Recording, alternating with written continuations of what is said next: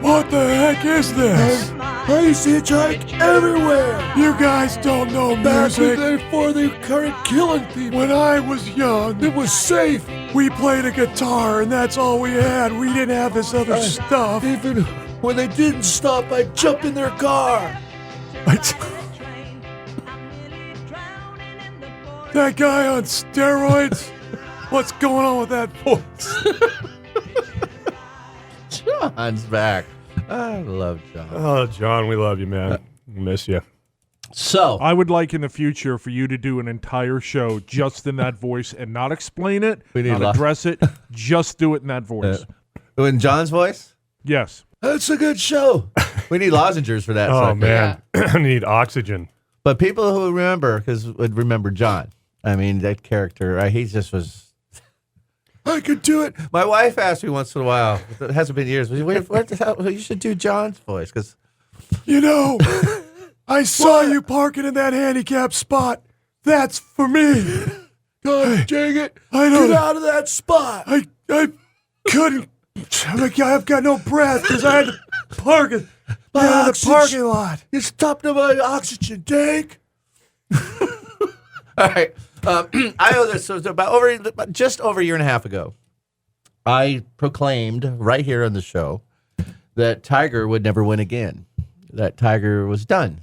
He was coming off his umpteenth surgery, had all kinds of issues, and I truly believed at the time there's no way that this kid's coming back. Is he 45 now or something?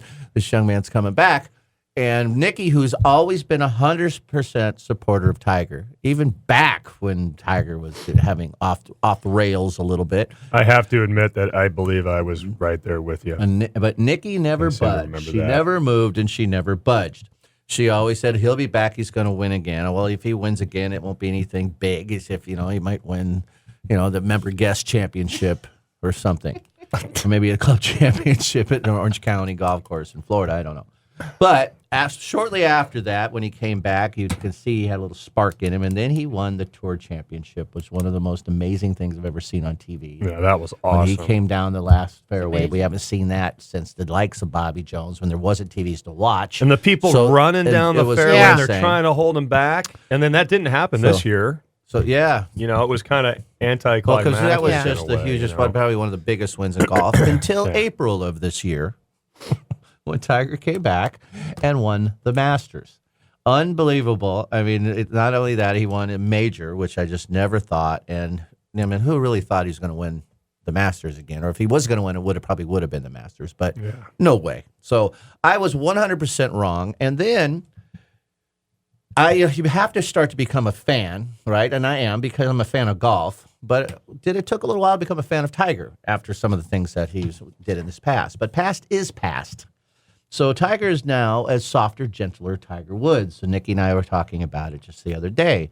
But so he's taking these younger players, as you mentioned, Nicki, under his wing. So he's the veteran out there and the legend, and all of these young players have looked up to Tiger since they were kids. And I'm talking Jason Days and Jordan Spieths and Ricky Fowlers. In Jupiter, they all hang out together. They still do. Jason and Tiger actually spend personal time together more than a lot of, sometimes they have their personal lives, but they're buddies. Yeah, Justin Thomas. And Justin Thomas. He's gone, and this is what you were telling me, he's gone way out of his way to make amateurs and tour rookies feel welcome, which he never used to do. He had the eye of the tiger, no pun intended, but he's now a kitty cat. So Tiger played a practice round at Augusta with a firefighter who made the tournament, Matt Perazzi, I don't know if I'm saying his name right, who had earned his invitation to the Masters by winning the 2017 Mid-Am.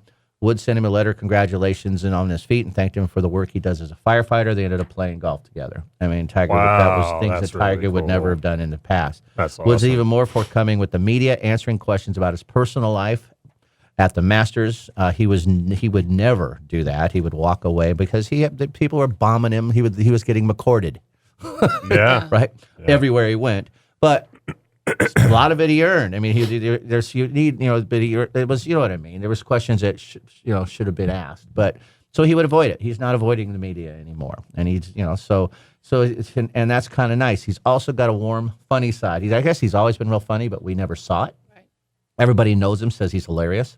The assistant at a tournament from East Time, where they have the tour championship, East Lake, excuse me.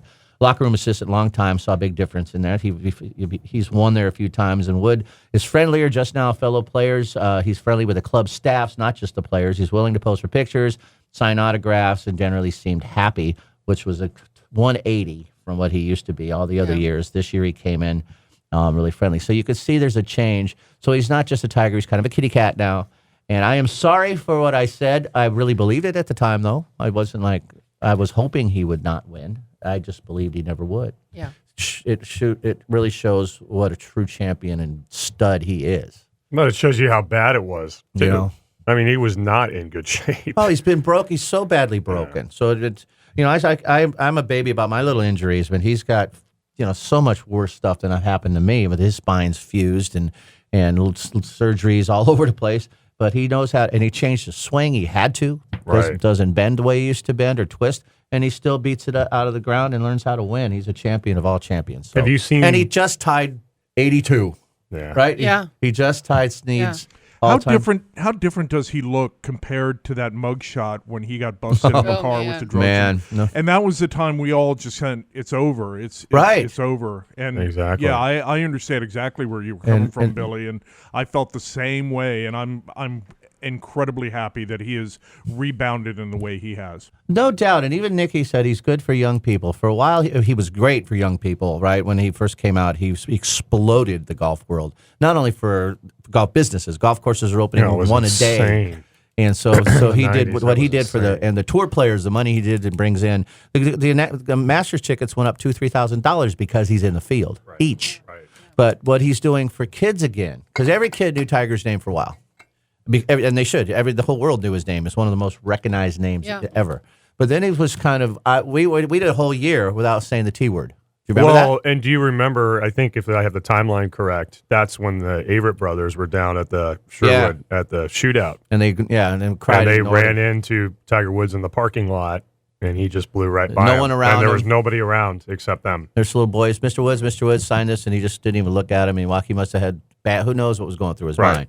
But there was nobody around. It could have been a real easy thing just to say, "Hi, kids, thanks for coming out." Yeah. It didn't even acknowledge them. Right. But it was also some of the others. But look how he's turned it around, and so it got good for him, and kids like him. Oh yeah. And now I can be proud. We've been a whole year we didn't say the T word. Everybody was talking about Tiger in the bad way, but we decided just not even to mention it. Right? Remember that? Yeah, Well, we used to do it too because it was so prevalent everywhere. Everywhere that we were trying. We were just being different. We were doing what we were doing. We're like nobody wants to hear this anymore. It's Exactly. out there enough as it is That's already. That's exactly why we did. There's too much out there. But have you guys seen the whole series of like commercials / tips that they do with the TaylorMade staff now? Mm-hmm. Yeah. They're so awesome. They really are. I love it because they've got they got Day and they got Woods and the bunker, and they both approach things differently, and they listen to each other and they respect each other's approach. And then Dustin Johnson's there, who he doesn't say a whole lot anyway, but just kind of listening to what they say. It's cool. It's just you're 100% right. It's so cool. It's such a cool series. Yeah, you know what I really love about that is the fact that at that level that they can approach things so differently really proves that everyone has their own individual game, and you've got to find your own way of doing something. It's not going to be the stock answer that you find someplace. And the other thing there is no stock answer. Right. I may have flipped it, but I think it was the one with Tiger's in the bunker and Day's behind him, and Day's asking him questions about how do you hit this shot? How do you hit this shot? And Tiger, I believe, was being so simplistic. Yeah. He was being really simplistic. Yeah. And so then they flip, and Day gets in the bunker, and Tiger's behind, and he's asking Day questions.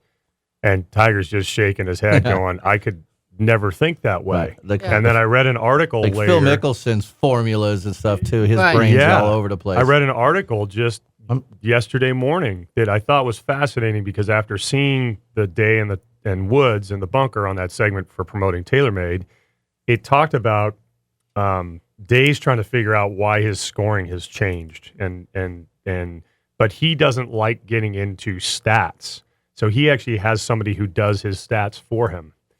his coach and an assistant coach, they do stats, and they're trying to figure out what area of his game can they change based on stats. Day doesn't want to be in it, Right. which I found fascinating because if you watch that TaylorMade video, again, if I have it correct, I think Day was the more like he's got a lot more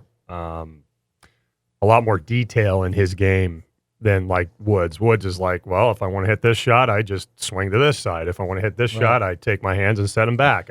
Whereas somebody else is going, well, this is the exact line I hit in the sand, and this is the exact angle that I hit at, and this is, and like you're saying, Nick, I mean, they both work. They work for them. You know what was so interesting is Tiger's saying, I couldn't do what you Exactly. do Right. because if I did, I would start to flare it out. Yes. That's my tendency. Exactly. Yeah, it's too cool, man. It was really cool. I love that. We were turned down for that commercial.